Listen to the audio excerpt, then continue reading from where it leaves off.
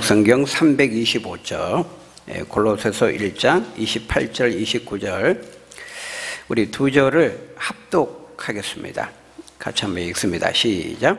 우리가 그를 전파하여 각 사람을 권하고 모든 지혜로 각 사람을 가르침은 각 사람을 그리스도 안에서 이를 위하여 나도 내 속에서 능력으로 역사하시는 이의 역사를 따라 힘을 다하여 수고하노라. 아멘. 네, 복음의 일꾼인 저와 여러분들이 힘쓰고 또 애써야 될 일이 무엇인지를 우리에게 말씀하고 있습니다. 이것은 곧 복음의 일꾼인 저와 여러분들이 가져야 될 갈망이요, 또 열망이라고도 할 수 있겠습니다. 여러분, 그것이 무엇입니까? 우리가 읽었던 오늘 본문 28절에 보니까 각 사람을 그리스도 안에서 완전한 자로 세우는 것이라고 말씀합니다. 각 사람을 그리스도 안에서 완전한 자로 세우라. 이 말씀을 먼저 우리 자신에게 적용한다면은 우리가 그리스도 안에서 먼저 완전한 자로 세워지기를 갈망해야 된다는 것이고, 더 나아가서 복음의 일꾼으로서 내가 다른 사람을 또한 그리스도 안에서 완전한 자로 세우고자 갈망해야 한다는 것입니다. 우리가 지난 시간에 살펴보았죠. 사도 바울이 자신을 복음의 일꾼이요 교회의 일꾼이라고 말했습니다. 복음의 일꾼이고 교회의 일꾼으로서 그 직분을 감당하다가 복음으로 말미암는 괴로움을 당할 수 있다고 했지요. 그리고 그 직분을 감당하다가 괴로움을 당할 때 바울은 기꺼이 기쁨으로 그것을 감당한다고 했습니다. 왜냐하면 그 복음의 일꾼으로서 직분을 감당하다가 괴로움을, 고난을 겪으면 오히려 그것을 통해서 나를 구원하기 위해 고난당하신 주님의 사랑을 더 새롭게 깨닫는 계기가 되고 또 그리스도의 남은 고난을 채울 수 있기 때문이었다, 그렇게 말했죠. 그리고 또한 자신이 복음의 일꾼이요 교회의 일꾼으로서 가장 우선적으로 해야 되는 책무가 뭐라 그랬습니까? 천하 만민 이방인 가운데 바로 이 하나님의 말씀을 이루게 해서 전해서 그 말씀을 통해 감추어진 예수 그리스도의 그 비밀 대신 예수 그리스도를 많은 사람들에게 알게 하는 것이라고 말했습니다. 이제 오늘 본문은 바로 이제 그 연장선에서 복음의 일꾼이요 교회의 일꾼인 바울이 간절히 갈망하고 열망하고 힘쓰고 애쓰는 일이 무엇인지를 우리에게 말씀하고 있어요. 여러분, 그것이 뭐라는 거예요? 여러분, 오늘 본문 딱 두 절인데요. 우리 다시 한번 같이 읽어볼까요? 같이 한번 읽어봅니다. 시작. 우리가 그를 전파하여 각 사람을 권하고 모든 지혜로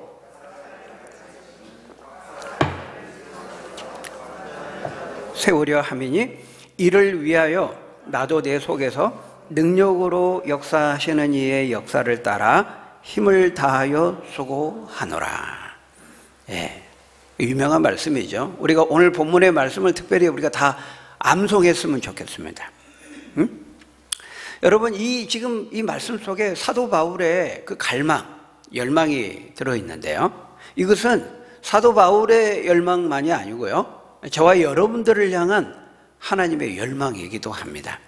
바울이 복음의 일꾼과 교회의 일꾼으로서 꼭 이루기를 원했던 그 삶의 목적일 뿐만 아니라 저와 여러분들이 우리 주님의 숲 교회가 꿈꾸고 이루기를 원하는 목적이기도 한다는 거예요. 제가 앞에서도 언젠가 하나님의 기대치에 대해서 말씀했어요. 하나님이 우리를 향해서 기대하시는 바는 그냥 하나님과의 원수된 관계가 화목하게 되고 우리가 구원 얻는 것으로 끝나지 않고 어디까지 나아가기를 원한다고요? 우리가 오늘 본문의 표현대로 하면 그리스도 안에서 완전한 자로 세워지기를 원하신다는 거예요. 나아가서 우리뿐만 아니라 저와 여러분들이 한 사람 한 사람을, 각 사람을, 다른 사람들을 그리스도 안에서 완전한 자로 세우고 그런 사람들을 길러내고 그런 사람들을 배출하는 그런 주님의 숲교회, 그런 교회가 되고 그런 성도들이 되기를 하나님이 기대하시고 원하신다는 거예요.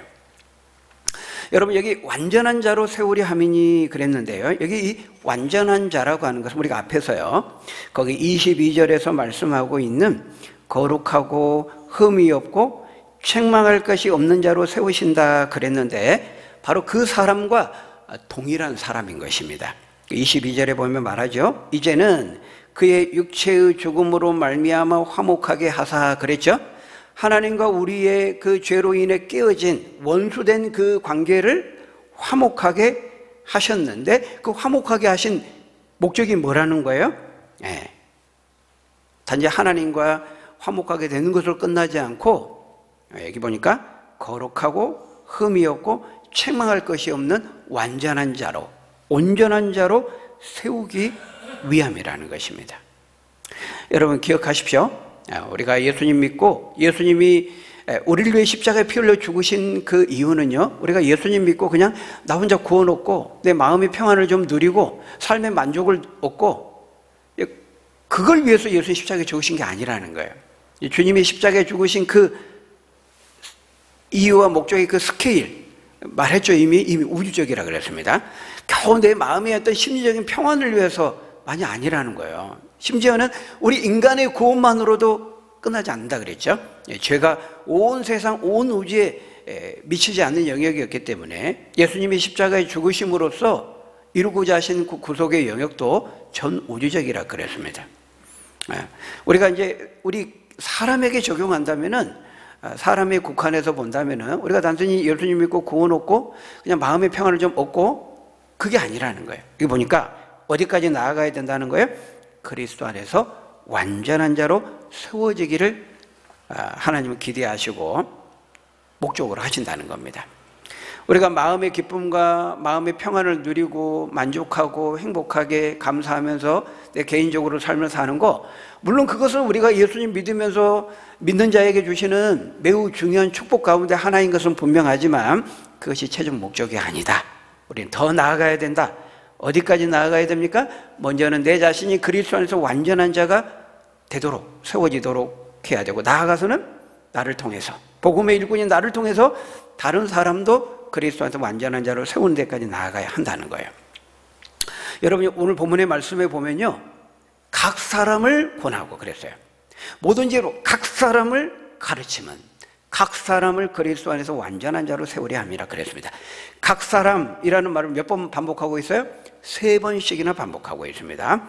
짧은 두 구절에서 각 사람을 우리가 각 사람에게 그리스도의 복음을 전하고 각 사람을 다 개인적으로 권해서 각 사람을 다 그리스도 안에서 온전한 자로 완전한 자로 세워야 된다는 거예요. 여러분, 지금 이 바울이 누구에게 서신을 쓰고 있습니까? 이 골로새서는 골로새 교회에 있는 성도들에게 보낸 거잖아요. 근데 골로새 교회에 속한 성도들 한 사람 한 사람, 여러분 각 사람이 그리스도 안에서 온전한 자로 세워지기를 원합니다. 골로새 교회에 속한 모든 성도들 한 사람 한 사람 빼지 않고 예외 없이 그 한 사람 한 사람에 대한 그 영적인 관심과 그 열망을 그대로 드러내고 있어요. 그들 한 사람 한 사람이 다 예외 없이 단순히 예수님 믿는 대로 끝나는 것이 아니고 그리스도 안에서 완전한 자를 세우려고 한다는 것입니다. 이것이 사도 바울이 가지고 있는 열망이었고 영혼을 향한 뜨거운 열정이었던 것입니다. 그런 점에서 어떻습니까, 여러분? 오늘 저와 여러분이 가져야 될 열망이기도 한 것이죠. 복음의 일꾼, 교회의 일꾼으로 부름받은 저와 여러분들이 가져야 되는 갈망과 열망이기도 한 것입니다. 이 말씀을 보면서 생명의 말씀을 설교하는 저에게도 이 영혼에 대한 관심, 열정이 참 부족하지 않았나, 이런 생각을 하게 돼요. 여러분, 종교개혁자인 마틴 루터가요, 1517년에 비텐베르크 성당 정문에 95개조 반박문을 게재함으로 이 종교개혁의 그 불길이 시작이 됐잖아요. 여러분, 그랬을 때요, 그 가톨릭의 거대한 권력, 진짜 생명을 내놓는 그런 행동이었거든요. 가톨릭의 그 거대한 권력에 맞서서 당신들이 잘못되었다는 것을 95가지로 조목조목 문제를 제기한 거예요. 그게 가톨릭 교회가 얼마나 성경에서 벗어나 있고 이탈해 있는지를 조목조목 95개조로 나누어서 과감하게 대담하게 그것을 계시한 겁니다. 왜냐하면 왜 루터가 그렇게 했을까? 그렇게 한 여러 가지 이제 동기가 있습니다만 그 중에 하나가요. 바로 그 당시에 성경을 벗어나서 잘못된 성경 지식과 교리를 믿음으로 인해서 결국 그걸 믿으면 구원을 얻을 수 없는데 결국 그 잘못된 교리와 지식으로 인해서 구원받지 못하게 될 그 수많은 영혼들에 대한 그 염려에서 비롯되었다고 그 역사가들은 평가하고 있거든요.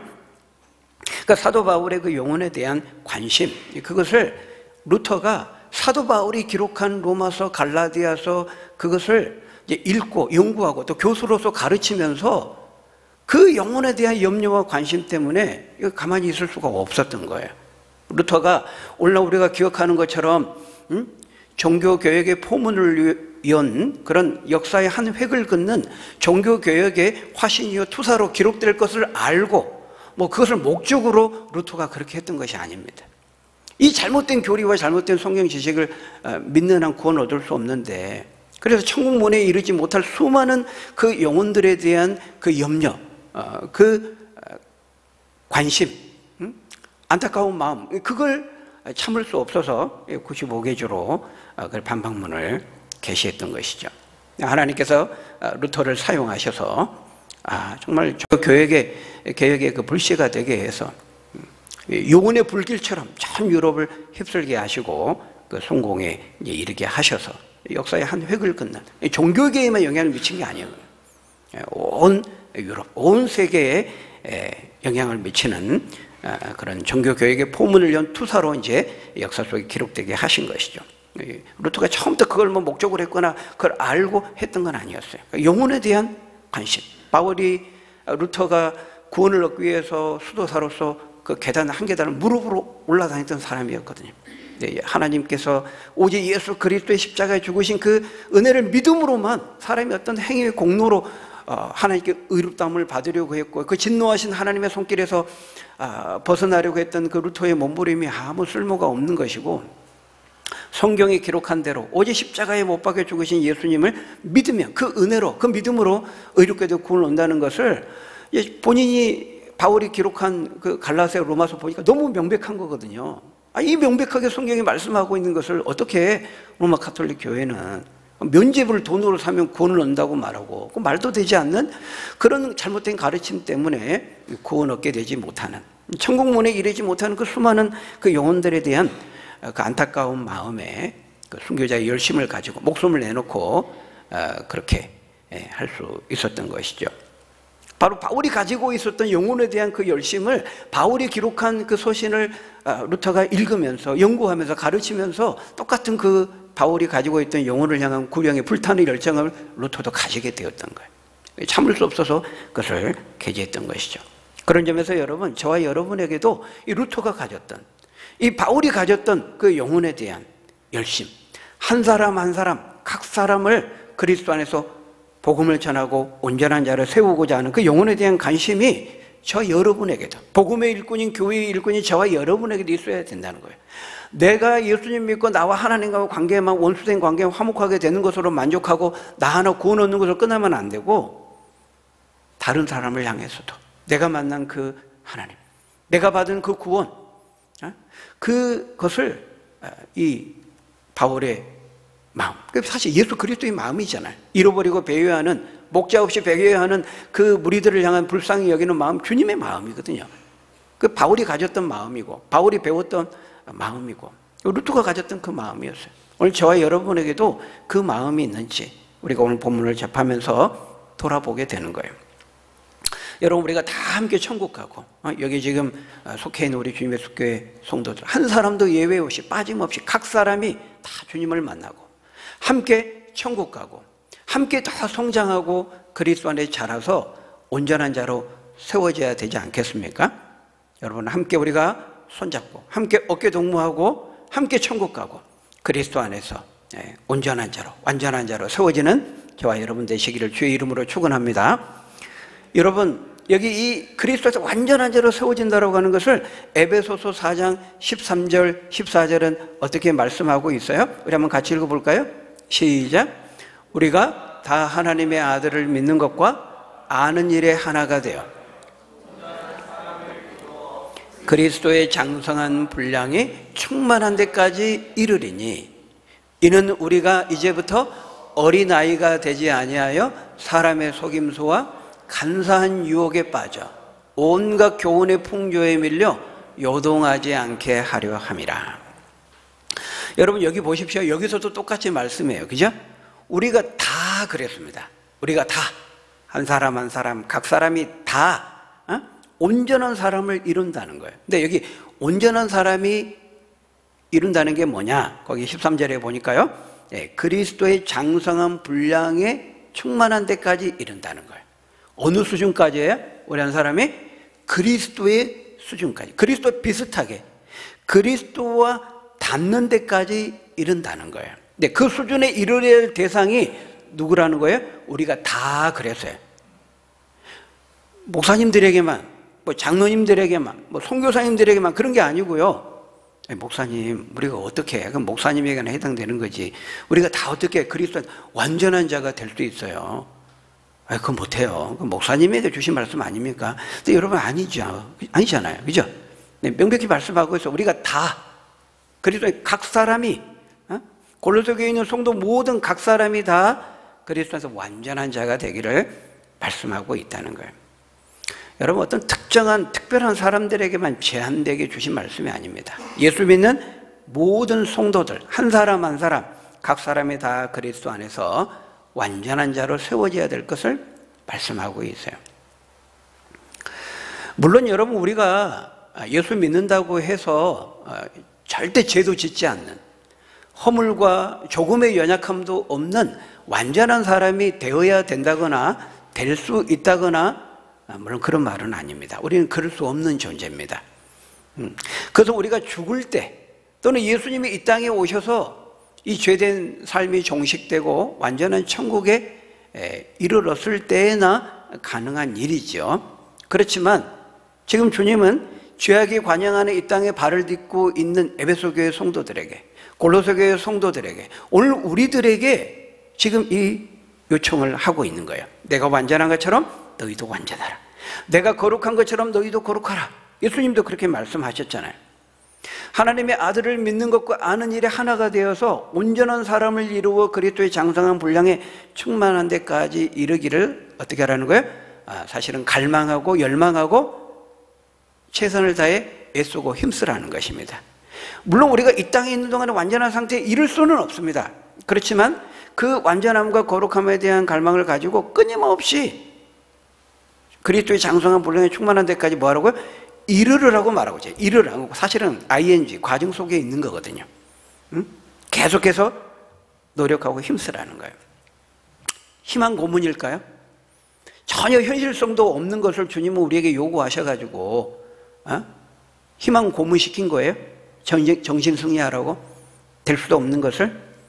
여러분, 아닙니다. 물론 우리의 힘과 인간의 의지적인 능력으로는 할 수 없죠. 그렇지만 언제 할 수 있어요?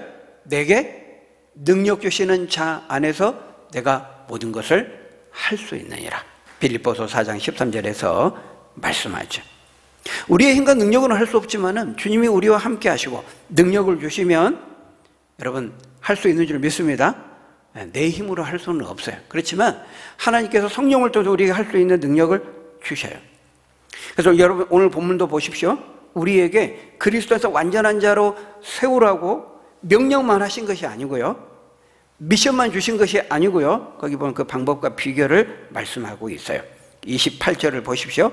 그 비결이 뭡니까? 각 사람을 그리스도 안에서 완전한 자를 세우기에 필요한 것이 뭐예요? 세 가지를 말씀하고 있어요. 28절에 보니까 첫째는 그리스도를 끊임없이 전파하는 것이고, 둘째는 권하는 것이고, 셋째는 모든 지혜로 가르치라는 것입니다. 여러분 한번 따라해 볼까요? 전파하고 권하고 가르치라. 네. 그걸 말씀하고 있어요. 우리가 그리스도의 완전한 자로 우리 자신이 세워지고 또 다른 사람을 그리스도의 완전한 자로 세우기를 원한다면 이 세 가지를 지속적으로 해야 된다는 거예요. 여러분, 그를 전파하라 그랬는데 이 그는 누구죠? 바로 앞에 나왔죠. 예, 복음의 비밀이시고 우리 인생의 영광의 소망이 되시는 예수 그리스도를 가리킵니다. 그리스도 안에서 온전한 자, 완전한 자로 세우기를 원하고 그리스도의 장성한 분량이 충만한 데까지 이르기를 원한다면 그런 사람으로 세우고 그런 사람을 배출하는 교회가 되고 그런 사람을 길러내기를 원한다면 뭘 해야 된다는 거예요? 끊임없이 이 예수 그리스도를 전파해야 된다는 것입니다. 복음을 전해야 된다는 거예요. 근데 여러분, 이 전파한다고 했는데요, 원어를 보면 전파한다 그러니까 우리가 그를 전파하여 그러니까 전도하라 이렇게 좀 뉘앙스가 다가오죠. 그러니까 넓게 보면 물론 그 말도 당연히 포함이 되지만은요, 여기 원어를 보면은 우리나라 말로는 전파하라고 돼요. 전파라는 단어를 썼는데 사실은 원어의 의미는 선포하라는 말이 더 가깝습니다. 선언하고 선포하는 겁니다. 우리가 그를 선포하고 선언하는 거예요. 물론 그건 넓게 보면 전도의 영역에 포함되지만 좀 뉘앙스가 좀 달라요. 그 NIV 그 영어 성경에 보면은 proclaim, 선언하다, 선포하다. 그를 선언하고 선포하라고 말씀하고 있어요. 그러니까 여러분, 이 선포한다는 것은요, 일방성을 내포하고 있습니다. 선언하고 선포하는 것은 일방성을 내포하고 있어요. 좀 일방적이죠. 듣든지 아니 듣든지 선언하고 선포하는 것입니다. 대표적인 것이 이게 설교입니다. 그죠? 설교는 하나님이 우리에게 위에서부터 내려주신 그 계시의 말씀을 일방적으로 드러내요. 성경 말씀이 그렇거든요. 성경 말씀의 특징이 그렇거든요. 일방성을 가지고 있어요.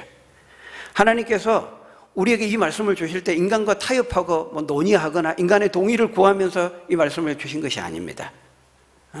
야, 너 이렇게 해라, 저렇게 해라. 하라 하지 마라, 해라. 이렇게 명령하잖아요. 이 말씀 주실 때 하나님께서 인간에게 누구에게 야, 요거 좀 가능하겠니? 아, 요거는 내가 좀 너무 심했나? 요거 좀 빼야 되겠지? 어렵겠지? 막 그러면서 주신 말씀이 아니라는 거예요. 일방적으로 내려주신 말씀이에요. 우리가 그걸 계시라 그래요. 계시, 기독교의 특징은 계시의 종교잖아요. 응? 여러분, 설교가 바로 그거예요. 왜냐하면 하나님의 이 말씀을 있는 그대로 위임받아 전하는 것이기 때문에. 우리가 제가 설교와 신학교 들어가서 강의 들을 때 가장 기본적으로 배우는 게 뭐냐면 설교는 바로 이 선포적인 요소와 이 가르침의 요소, 이 두 가지가 기본적으로 들어가 있다고 말을 하거든요. 그래서 설교는 일반 뭐 세미나에서 뭐 발표하는 거나 학회 발표나 학교의 강좌와는 달라요. 설교는 하나님의 일방적인 계시의 말씀을 선언하는 것이고 선포하는 것이기 때문에 우리 뭐 그걸 캐리그마, 또 가르침의 요소는 디다케, 뭐 그렇게 헬라어로 이야기를 합니다. 이 두 요소가 있어요. 설교는 이런 일방성을 가지고 있기 때문에요. 듣는 사람들은 물론 이제 뭐 설교도 아이 컨택트도 하고 듣는 회중과 커뮤니케이션도 하지만은 그냥 일방성이 있어요. 어떤 사람의 눈치를 보지 않고 가감하지 않고 일방적으로 전하는 겁니다. 이 사람을 보면 저 말씀을 못하고 저 사람을 보면 이 말씀을 못하고 그러면 설교를 못하는 거죠. 그렇지 않습니다. 하나님의 말씀이기 때문에 하나님의 권위를 위임받아서 때로는 일방적일 수 있지만 선포하는 것입니다. 그 사람이 듣든지 아니 듣든지 동의하든지 그렇지 않든지 관계없이 계속해서 선포하는 것이죠. 지금 그걸 얘기하고 있어요. 우리가 그를 전파한다 할 때 우리가 그를 계속해서 선포하는 것입니다. 이게 전파한다 할 때 이 단어가요 현재형으로 되어 있어요. 현재형으로 되어 있다는 것은 현재적으로 계속하는 것입니다. 듣든지 아니 듣든지 반응에 관계없이. 그럴 때 그리스도 안에서 완전한 자를 세우기 위해서는 우리가 그걸 해야 된다. 듣든지 안 듣든지 반응에 관계없이 계속해서 전파하고 선포하는 것이죠. 그 다음에 두 번째, 거기 보니까 각 사람을 권하고 그랬습니다. 권면하라는 것입니다. 그러니까 여러분, 이 두 번째 권하는 것과 세 번째 가르치는 것, 두 번째, 세 번째는요, 분사형으로 되어 있어요. 그러니까 주동사는 앞에 전파하라는 거예요. 뒤에 두 번째, 세 번째는 분사형으로 되어 있어요. 그러니까 무슨 말이에요? 이거를 하면서 전파하라는 거예요. 이걸 하면서 선포하라는 거예요. 그게 뭐예요? 권하고 가르치라. 이렇게 권하면서 가르치면서 예수 그리스도를 끊임없이 전파하고 선포하라는 거예요. 여러분, 이 권하는 것은요, 이 권면하는 것 속에는 충고와 경고와 책망과 훈계가 포함되어 있어요. 그러니까 영어 성경으로는 어드마니쉬로 NIV 성경에 보면 번역이 되어 있어요. 책망하는 거예요. 훈계하는 거예요. 그러니까 예수 그리스도를 전파할 때 권하면서 어드마니싱 하면서 책망하고 경고하면서 예수 그리스도를 전하라는 거예요. 우리가 예수 그리스도를 전할 때, 복음을 전할 때요, 듣기 좋은 말만 할 수는 없습니다. 왜냐하면 그 복음이 아니기 때문에. 거기 복음 안에는 듣기 좋은 축복의 말도 있지만은 듣기 싫은 듣기 거북한 충고와 책망과 경고의 말씀이 들어있어요. 예수 믿으면 여러분 구원을 얻습니다. 생명을 얻습니다. 천국에 들어갑니다. 하나님의 복을 얻습니다. 뿐만 아니라 만일 그 예수님을 믿지 않고 거부하면 지옥입니다. 심판을 받습니다. 영원한 형벌을 얻습니다. 라고까지 말해줘야 된다는 거예요. 그 복음을 전하는 데에는 충고와 책망의 요소가 포함되어 있고 그걸 권하는 것으로 말하고 있어요. 끊임없이 권면해야 된다는 거예요. 여러분, 그런 점에서 우리가 하나님의 말씀의 권함을 들을 때요, 그 말씀으로부터 우리는 충고와 책망과 훈계의 말씀을 받아야 돼요. 그런 점에서 여러분 어떻습니까? 여러분 하나님 말씀 들을 때 그 말씀으로부터 충고와 책망과 교훈의 말씀을 받고 있습니까? 그 말씀을 받으면서 얼굴이 붉어지고 양심의 찔림을 받고 있습니까? 여러분, 하나님의 말씀을 우리가 제대로 들으면요, 받으면요, 권함을 받으면요, 권면함을 받으면요, 그런 일들이 우리 안에 일어나야 돼요. 사도행전 2장에 보면 베드로가 설교할 때요, 그 수많은 사람들의 그 반응이 나타나 있어요. 사도행전 2장 37절에 보면은 뭐라고 말합니까? 그들이 그 말을 듣고 베드로의 설교를 듣고 마음에 찔려 베드로와 다른 사도들에게 물어 이르되, 그러면 형제야, 그러면 이제부터 우리가 어떻게 해야 됩니까? 우리가 그렇게 죄인이라면, 우리가 예수를 죽였다면 그럼 우리는 어떻게 해야 됩니까? 라고 반응하고 있어요. 베드로가 설교했거든요. 너희가 주와 그리스도 대신 예수를 십자가에 못 박아 죽였다. 너희가 죽인 그 예수가 하나님이 보내신 구원자요 그리스도다. 너희의 죄와 완악함으로 예수를 죽였고 예수가 죽었다. 그가 구원자다. 이렇게 선포하니까요, 그 베드로의 선포된 말씀을 들으면서 그들이 마음에 찔리면서 마음의 책망을 받으면서 반응하고 있는 거예요. 또 사도행전 7장에 보면요, 스데반이 비슷하게 설교합니다. 거의 같은 내용으로 설교해요. 그때 유대인들이 듣고 뭐라고 반응합니까? 이 목이 곧고 마음과 귀에 할례를 받지 못한 자들아, 너희도 수많은 하나님의 보내신 선지자들을 거스르고 죽인 너희 조상들과 똑같이 너희도 그렇게 하나님이 보내신 의인, 구원자 예수를 너희가 죽였다. 너희가 죽인 그 예수가 하나님이 보내신 구원자다. 이렇게 선포하니까요, 유대인들이 듣고 반응합니다. 뭐라고 반응합니까? 사도행전 7장 53절에 보면 이렇게 말합니다. 우리 같이 읽어볼까요? 시작. 그들이 이 말을 듣고, 스데반의 설교를 듣고 마음에 찔려 그를 향하여 이를 갈거늘. 재미있는 것은 베드로의 설교를 듣고 긍정적으로 복음을 받아들이고 회개하고 수용했던 그 수천 명의 사람들도 마음에 찔렸어요. 근데 이 스데반의 설교를 듣고 아주 부정적으로 대적하는 마음으로 반응을 본 이 사람도 마음에 찔렸어요. 마음에 찔림을 받고 양심의 가책을 받고 화가 난 거예요. 왜? 너희들은 죄인이야. 죄를 지적하니까요, 죄를 지적하는 그 책망의 말씀과 충고의 말을 들으면서 훈계의 말을 들으면서 양심의 찔림을 받고 분노가 치밀어 오른 것입니다. 뭐라고? 우리가 죄인이라고? 여러분, 이것이 선포된 하나님의 말씀에 대한 참된 반응인 거예요. 차든지 더욱든지 하라 그랬죠. 사도행전 2장에 나온 사람들처럼 마음의 찔림을 받고 적극적으로 회개하고 순종하고 믿음으로 반응하든지, 아니면 반대로 사도행전 7장의 사람들처럼 기존에 자신들이 가지고 있는 생각과 다르거든요. 자신들이 가지고 있는 생각과 충돌되거든요. 양심의 찔림을 받고 혼돈과 분노 가운데 복음을 거부하고 대적하든지 둘 중 하나라는 거예요. 여러분, 이 두 가지 반응은 전혀 상반된 반응이지만 그러나 복음을 둘 다 참되게 들은 것입니다. 여러분, 우리가 하나님의 말씀을 참되게 들을 때에는요, 하나님의 말씀을 있는 그대로 들을 때에는 이 두 가지 반응이 나타나게 돼요. 근데 말씀을 있는 그대로 듣지를 않습니다, 사람들이. 그러니까 이 반응이 안 나타나는 거예요. 자기 좋은 대로 말씀을 차단해버려요. 고난을 받지를 않아요. 자기 마음대로 말씀을 재단하고 자르고, 대파 썰듯이, 오이 자르듯이, 요 정도 버리고, 자기 마음대로 그냥 잘라고 재단해버립니다. 가감해버리고, 취사 선택하는 것이죠. 성경은 그렇게 말하는구나. 내 생각하고 좀 다르네. 그건 목사님 생각이고요. 그건 목사님 말이고요. 나는 그렇게 생각 안 해요. 이런 방어 기제와 논리를 가지고 그냥 들어 넘기는 겁니다. 말씀에 회피해버려요. 말씀 앞에 대면하지 않아요. 사도행전에 보면 그 로마의 총독들이 하나님 바울이 전하는 말씀을 대면하니까 두려운 거예요. 지옥의 말씀을 전하니까 두려운 거예요. 야, 그만 말이라. 다음에 듣겠다. 얼른 가. 그만 가. 이렇게 말씀 앞에 자신을 서니까요, 여기서 이 사도행 7장이 반응하는 것처럼 두려워하거나 분노가 나거나 화가 나거나 아니면 적극적으로 자신의 죄를 인정하고 회개하고 받아들이고 영접하거나 두려워하거나 이런 뭔가 반응이 나타나야 되는 거거든요. 근데 들어도 맹수맹수 아무 반응이 없어요. 왜? 성경은 그렇게 돼 있나 보구나. 내 생각하고 다르네. 아까 목사님 생각이죠. 요즘 현대인들은 그렇게 생각 안 해요.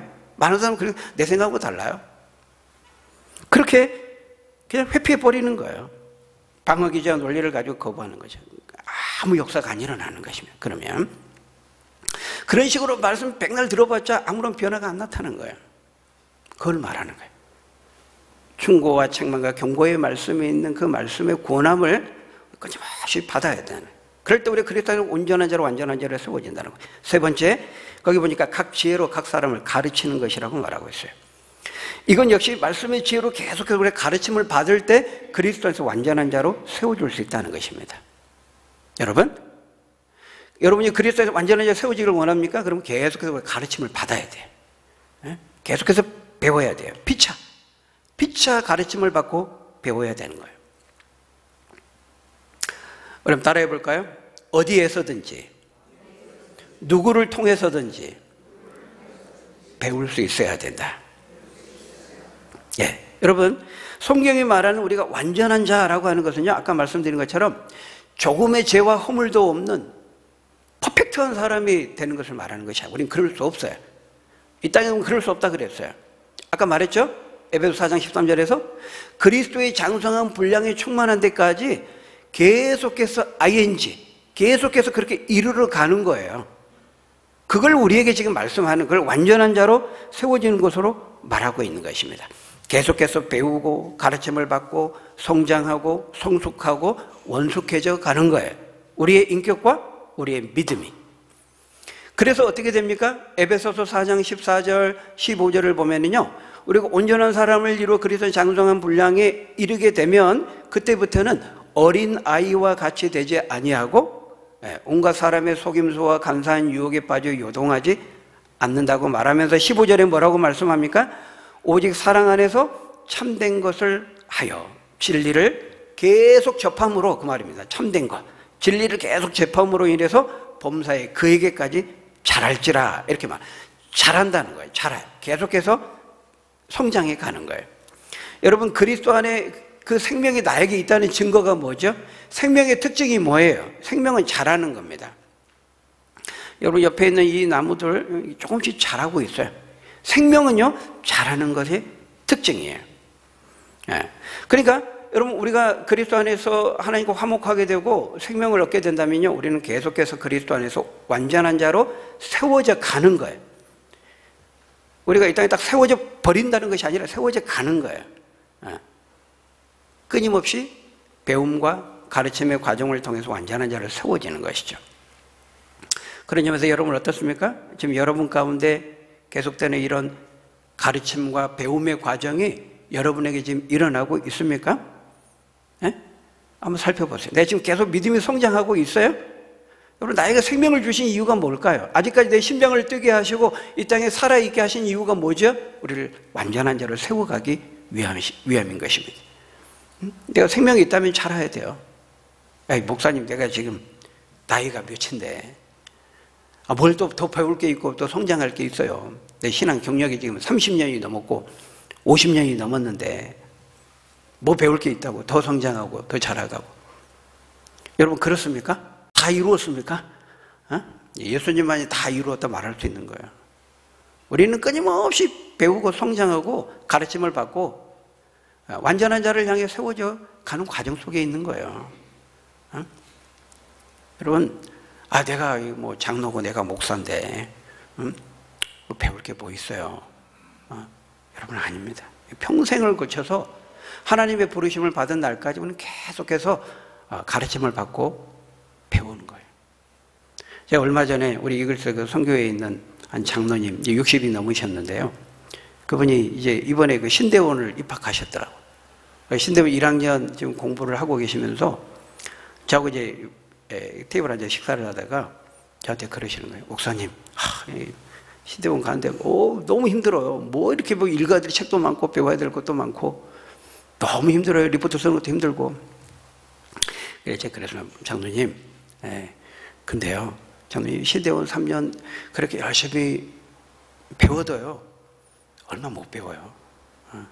3년 동안 뭐 배운다고 해서 얼마나 배우겠습니까? 사실 그렇거든요. 실제로 그렇거든요.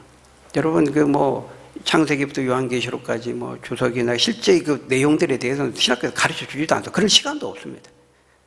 신학교에서 가르치는 거는 이제 성경을 전체적으로 이제 어떤 뭐랄까요, 뭐 조직신학, 뭐 교회사 등등 뭐 여러 가지 분야를 나눠 가지고 어떻게 이제 성경을 읽고 또 연구하고 공부할 수 있는지 그 방법과 그 영역과 이런 것들을 배우는 거예요. 그래서 진짜 3년 동안 제대로 공부한 사람은요, 내가 모르는 게 이렇게 많구나. 내가 앞으로 어떻게 공부해야 되겠구나. 내가 앞으로 어떻게 끊임없이 연구해야 되겠구나. 그걸 아는 겁니다. 그것만 알아도 제대로 공부한 거예요, 그 사람은. 그러니까 사실 겸손을 배우는 거죠. 내가 모르는 것이 이렇게 많구나. 그게 제대로 공부한 사람입니다. 그 나머지는요, 3년 졸업하고 이제 평생 동안 목회하면서 계속 배우는 거예요. 독학하면서. 주님 앞에 설 때까지 이 땅에 생명이 붙어 있는 동안 계속해서 우리는 나머지는 배우는 거예요. 가르치면서 배우고 또 목회하고 배우면서 또 가르치면서 배우고 배우면서 가르치고. 아까 말했잖아요. 글을 전파하는 게 현재형이에요. 계속해서 전파하는 거예요. 언제까지? 주님이 이 땅에 오실 때까지. 우리가 주님 앞에 설 때까지 중단 없이 계속 하는 거예요. 여러분, 우리가 다 이루었다 할 수 있는 사람은 아무도 없습니다. 칼빈도 66권의 그 대단한 그 모든 세계가 인정하는 천재 같은 그런 주석가도요 66권 주석 전부 다 하지 못했어요. 여기까지 많이 배우는 겁니다. 많은 믿음의 선진들이 그렇게 했던 것처럼. 여러분, 에베소서 3장 17절 19절에서 뭐라고 말씀합니까? 우리 에베소서 3장 17절 19절 한번 같이 읽어볼까요? 시작. 형제들아, 너희가 알지 못하여서 이게 아닌데요. 네, 잠깐만요. 이게 사도행전 내용 같은데 이게 에베소서 3장 17절 19절은 이렇게 말씀합니다. 믿음으로 말미암아 그리스도께서 너희 마음에 계시게 하시옵고 너희가 사랑 가운데서 뿌리가 박히고 터가 굳어져서 능히 모든 성도와 함께 지식에 넘치는 그리스도의 사랑을 알고 그 너비와 길이와 높이와 깊이가 어떠함을 깨달아 하나님의 모든 충만하신 것으로 너희에게 충만하게 하시기를 구하노라. 여기 보니까요, 너희가 예수님을 믿으면서 너희 마음속에 그리스도를 계시게 하시옵고 예수님을 믿고 생명을 얻는 겁니다. 근데 거기서 끝나면 안 되고 거기서 멈추면 안 되고 우리가 어디까지 나아가야 돼요? 우리를 향하신 그 그리스도를 향한 그 지식에 넘치는 그 지식을 알 뿐만 아니라 그 은혜와 그 사랑, 그 십자가의 그 은혜와 사랑에 대한 깊이와 넓이와 크기와 길이가 어떠함을 깨달아 그 충만함이 이르기를 원하기를 지금 바울이 기도하고 있어요. 이게 사도 바울의 열망이었고 에베소 교회 성도들을 향한 바울의 열망이었어요. 계속해서 예수 그리스도에 대한 지식의 충만함에 이르고 우리를 얼마나 사랑하는지, 우리 인생을 향한 하나님의 그 구원의 계획이 얼마나 오묘하고 깊고 크고 높은지, 그것을 새롭게 알게 되기를 구하고 있다는 거예요. 여러분, 우리도 이렇게 될 수 있기를 바랍니다. 그래서 끊임없이 배워야 돼. 여러분, 교만하지 마십시오. 겸손하시기를 바랍니다. 어린아이와 같은 선전한 마음으로 피차 가르침을 받고 배우는 겁니다. 여러분, 하나님은요, 우리 성도들의 교제를 통해서도 우리를 가르치세요. 정말로. 저는 목사지만은 우리 교회 장로님, 권사님, 집사님들, 우리 성도님을 통해서 정말 많이 배워요. 숫자는 얼마 안 되지만요, 제가 우리 목회자들 모임하고 이러면 저는 우리 교회 교인들 많이 자랑해요. 실제로 목사님 저보다 나은 분이 훨씬 많다. 도전을 받고 배우는 겁니다. 여러분, 어디에서든지 우리는 배워야 돼요. 누구를 통해서도 배울 수 있어야 돼요. 하나님은 그렇게 우리를 가르쳐요. 심지어 어린아이를 예수님이 딱 앞에 대놓고 어린아이를 보고 배우라 그랬잖아요. 겸손한 사람은 누구를 통해서든 어디에서든 배우는 거예요. 여러분, 마지막으로 딱 한 가지만 더요. 각 사람을 그리스도의 완전한 자로 세우기 위해서 이런 갈망, 열망 중요하지만 29절에 보니까 한 가지를 더 말씀합니다. 우리 읽고 마칩니다. 29절 시작. 이를 위하여 나도 내 속에서 능력으로 역사하시는 이의 역사를 따라 힘을 다하여 수고하노라. 여러분, 완전한 자가 되기를 갈망한다고 해서, 열망한다고 해서 되는 것만은 아니에요. 여기 보니까 이를 위하여 그랬죠? 이것을 이루기 위해서는, 그리스도에서 완전한 자를 세우기 위해서는 뭐가 필요하다는 거예요? 힘을 다하는 수고가 뒤따라야 한다는 것입니다. 누군가는 수고하고, 누군가는 하나님 미리 되어서 죽을 때 많은 열매, 그리스도 안에서 온전한 자, 완전한 자를 세울 수 있다는 거예요. 물론 그 힘과 수고는요, 우리 인간적인 의지의 열망만은 아니에요. 내가 인간적으로만 노력하고 막 의지하고 수고한다고 되는 건 아니에요. 잘못하면 자기의가 될 수 있어요. 이 사람은 열심은 있어요. 열정은 있어요. 근데 자기의로 충만해 있어요. 바리새인들이 그랬거든요. 예수님으로부터 가장 큰 책망을 받았습니다. 겉으로 볼 때는 믿음이 좋은 것 같아요. 열정이 있어요. 열심히 있어. 하나님을 아는 지식에도 갈망, 열정이 있어요. 근데 그 자기의에, 자기 열심이에요. 로마서 10장에 보면. 10장 1절 2절이면 그렇게 말씀하잖아요. 여기서 애쓰고 수고해야 되는데 이것이 인간적인 애씀과 수고를 말하는 게 아니라, 여기 자세히 보세요. 29절 뭐라고 말합니까? 내 속에서 능력으로 역사하시는 이의 역사를 따라 힘을 다하여 하는 수고라고 말하고 있어요. 여러분, 성령이 역사하시고 성령이 함께 하시지 않을 때 우리 절대로 완전한 자가 그리스도인 될 수가 없다는 거예요. 아까 말했죠? 내게 능력 주시는 자 안에서 빼면 안 돼. 이거 제끼고 내가 모든 걸 할 수 있느니라, 이건 휴머니즘, 인본주의예요. 세상에서 많이 가르치는 거죠. 마인드 컨트롤. 내 사전에 불가능한 것은 없다. 어떤 나씨도 이야기했잖아요. 나폴레옹 씨도 얘기했잖아요. 성경은 똑같은 말이네. 전혀 틀려요. 완전히 반대예요. 내게 능력 주시는 자 안에서 내가 모든 걸 할 수 있는 거니라. 세상은 내게 능력 주시는 자가 없어요. 이거 빼고 인간의 잠재된 능력으로 내가 모든 걸 할 수 있네. 마인드 컨트롤. 세상에서 가르치는 심리학이죠. 성경은 그렇잖아요. 내게 능력 주신 자 안에 있을 때에만 너희가 나를 떠나서는 아무것도 할 수 없느니라. 요한복음 15장 5절 6절 말씀하죠. 나는 포도나무에 너희는, 너희가 나를 떠나서는 아무것도 할 수 없는 것이 성경의 가르침이에요. 그러나 내 안에 역사하시는 그 성령의 능력을 힘입으면 우리는 완전한 자가 될 수 있어요. 그렇게 성장할 수 있어요. 원수 같은 사람도 우리가 사랑할 수 있고, 인간의 힘으로 할 수 없는 일을 할 수 있다는 거예요. 그래서 우리가 이 두 가지 균형을 늘 놓지 말아야 돼요. 최선을 다해서 열심을 하고, 내가 완전한 자가 되기를 갈망하고, 그리스도의 믿음이 성장하기를 열망하고, 애쓰고 또 수고하고 또 그렇게 섬기고 그래야 되지만, 항상 주님보다 앞서가면 안 돼요. 교만이 돼요. 자기의의가 돼요. 그러면요 더 해로운 거예요. 그거는 어떤 점에서 보면, 여러분, 이단들 교회를 망가뜨리고 해를 가하는 사람들 열심히 있어요. 열정이 있어요. 근데 그 열정과 열심이 그릇된 열심이기 때문에 차라리 열심이 없는 사람보다 더 큰 해악을 가져오는 거예요. 균형을 이뤄야 돼. 열심을 다하고 최선을 다하지만 성령을 의지해야 되고 성령 안에서 능력을 주시는 그 힘을 힘입어서 해야 되는 것이죠. 근데 우리는 지금 현재 우리의 삶은 이 두 가지가 다 부족한 것 같아요. 성령을 의지하지도 못하고 애쓰고 힘쓰고 열망하고 갈망하지도 못하고. 여러분 바라기는 여러분들이 힘쓰고 애쓰되 성령을 의지하시면서 성령을 의지하면서 또한 애쓰고 힘쓰고 내가 해야 될 거 성령이 다 떠넘겨버리고 해도 안 되고요. 하나님 제껴두고 내 힘으로 내 의지로 이렇게 하려고 해도 안 되고 균형을 잘 이뤄서 힘쓰고 애쓰되 성령을 의지하고 또 성령을 의지하며 또 힘쓰고 애써서 나에게 먼저 그리스도를 전파하고 복음을 듣고 권면함을 받고 가르침을 받아서 내가 먼저 온전한 자가 되고 또 다른 사람도 완전한 자로 세우는 주님을 기쁘시게 하는 주님의 기대를 이루어드리는 저와 여러분들이 되고 우리 주님의 숙계가 되실 수 있기를 예수님의 이름으로 간절히 축원합니다. 우리 기도하겠습니다. 아버지 하나님, 우리를 향한 기대와 그 열망이 무엇인지 하나님 말씀하셨습니다.